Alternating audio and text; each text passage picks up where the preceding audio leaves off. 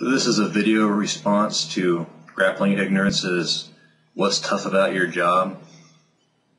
I'm not even going to pretend that I have the toughest job ever, because I don't. There's many jobs that I know for a matter of fact are tougher than mine. I am a prep cook at a restaurant called Cracker Barrel. And it's a corporate run, not a franchise run, so every single one is run exactly the same. So I know for a matter of fact that for every single Cracker Barrel in existence, there is somebody who's stuck with my exact task list.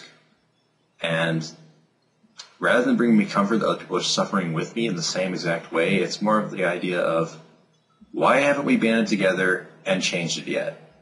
Now, for those of you who don't know, a prep cook is the cook who comes into a restaurant, and what they do is in the morning they do absolutely nothing but prepare ingredients for the entire day. They come in before the place is even open.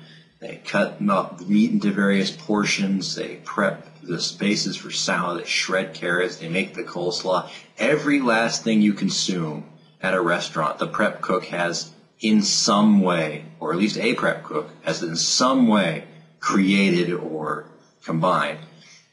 And then later you have the grill cook or a fry cook comes along, and they actually prepare the final meal. But every single raw ingredient that they have touched, unless it's directly prepackaged like a sauce or something, has been made or prepared by the prep cook. That's already a huge task. You can imagine that, right? I have to do all that. I have to keep this restaurant in supply. If we're running low on croutons, I immediately have to go and make up a big batch of croutons. If we're running low on coleslaw, I got to whip up a couple dozen pounds of coleslaw. And that's already a huge task because it's a restaurant. You're going through a very high volume of food literally every hour. Just go to a restaurant. Don't order anything. Just kind of stand and watch. Just watch how much food in any given hour it goes out. And you can imagine how often people going through the restaurant is out of something, how often they have to realize, oh crap, we need to make more of X, because if we don't do that, we won't be able to serve Y.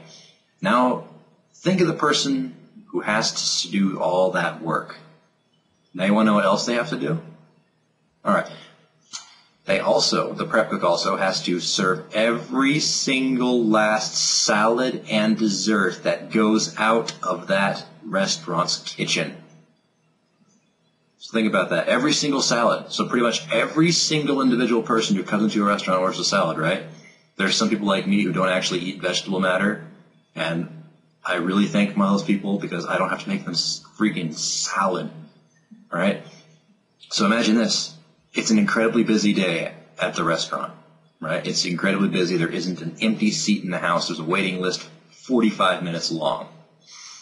You've got to sit there and make every single last salad of every single last variety, and all of a sudden a manager says, we are out of coleslaw. You got to go make that coleslaw immediately so the customers don't start complaining, right? But because you're the only prep cook on staff at any given time, because there's only one, by corporate policy, there's only one person doing this job, when you come back, there's going to be about 70 tickets piled up that you have to make, and you're going to be yelled at every second you're making this to go faster, go faster, go faster, even though you physically cannot move any faster than you're moving and still safely maintain your fingers from tomato slicers to cut those little wedges of tomatoes and those little chunks of cheese that people like on their salads. Every single second, because of that, even just 5-minute delay to mix up some stuff you made earlier to mix it up into coleslaw, has generated so much work that you literally cannot stop moving at your highest speed for the rest of your shift. Oh, and by the way, doing all this ingredient working and all this salads, you're part-time. Imagine that, you're part-time. You only have 5 hours on average in a given day, sometimes 6, sometimes 7, but usually 5 hours to do all that, to prepare all the ingredients for the entire evening for the restaurant. You have to make every single salad while you're doing this. You have to keep the grill cooking, stocked with baked potatoes. You have to keep your station completely and utterly pristine while you're doing this. Otherwise, you'll be kept late after work in order to clean it up, and it will never get done because even though they're wanting you to clean your station before you go, you still have to make more ingredients and make more salads. The job never stops. You're always being yelled at for something. and it's completely awful. The only reason I haven't quit is because I haven't found another job to replace it, and I absolutely need the money to move out of the Bible Belt here, which is, no offense to any Christians, but it's not meant for anyone who is not of the same exact faith of everybody in the Bible Belt. And grappling ignorance, that's my job. I never stop moving. I never have a chance to de-stress because I work every single day. I pretty much sit there and feel my pulse and my blood pressure through every single part of my body while I slave away without break, without pause, without stop to provide people with food who are too lazy to simply go home and heat something up in the microwave. Alright, so that's just any prep cook's job. Let's talk about my job in specifics. The restaurant I work for, the branch of Cracker Barrel, is very, very wrong. Don't get me wrong. The people are nice.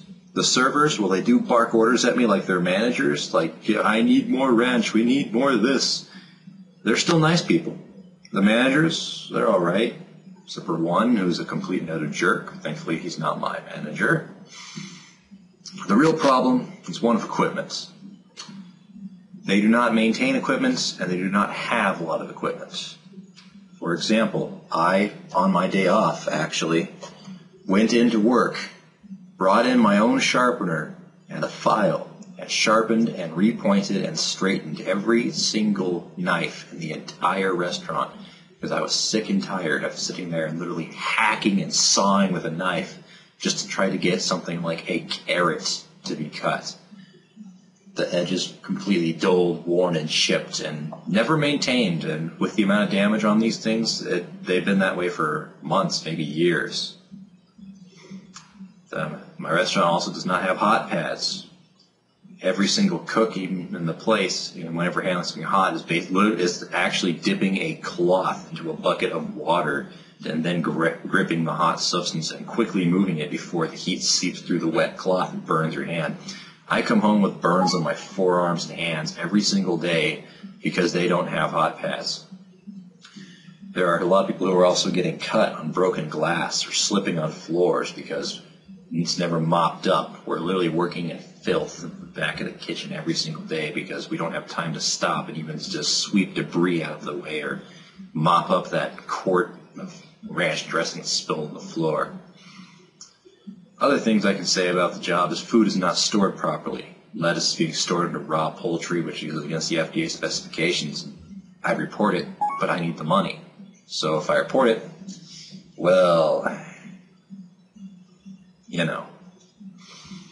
I'd be out of a job while that was fixed, and I can't do that. Other things, the electronic can opener does not work. We're having to hack open cans using the chef knives, which further damages them. What else is there? Oh yes, the brooms frequently disappear. And so even if we do have a short 5-minute period in which we could potentially sweep debris out of the way so we're no longer stepping and slipping and stuff, you can't find the broom to actually remove it, so you end up just kicking it aside of your foot, forming piles in various places. And that's really all that I care to reminisce about work on one of the few days that I do not have to go. I don't want to put myself in a very bad mood. So I hope that enlightened you a little bit on my job, Grappling Ignorance, and I look forward to any comments anyone makes on this.